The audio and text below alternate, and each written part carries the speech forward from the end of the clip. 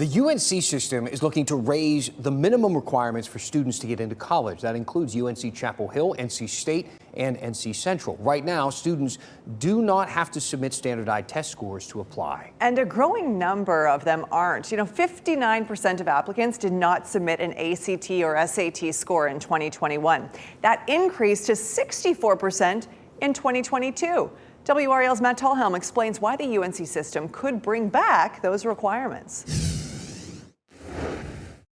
The Board of Governors waived testing requirements for admissions pretty early in the pandemic in July of 2020. They've extended that twice, but that could end with students looking to get into a UNC System school as early as the fall of 2025.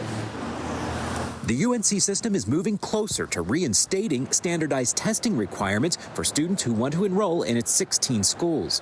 I don't think UNC should be in a race to the bottom to lower admissions in order to fill seats. Board of Governors members met virtually to discuss the proposal ahead of a deadline looming for students applying for the fall of 2025.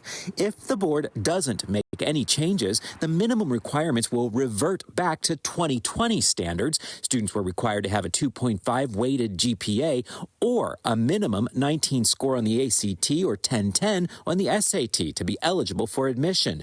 Now, the board is considering a requirement for students to submit test scores if they have a weighted GPA between 2.5 and 2.8. That would begin with fall 2025 applicants. A year later, students whose GPA falls in that range would be required to have a minimum test score of 17 on the ACT or 930 on the SAT. We found our way to an appropriate position here, which is to use both pieces of information judiciously to think about student readiness and admission. The proposal is gaining support from within the board and several university chancellors, despite concerns about equity. I think the primary concern that we've heard many times is just the accessibility of testing and resources. I think the potential harm of not requiring the test is greater, even though one individual may suffer. On the whole, I think we'll have a better preparedness. The board didn't make any decision today, but they will consider the proposals to raise those minimum requirements at a meeting next month. Matt Tallhelm, WRAL News, Raleigh.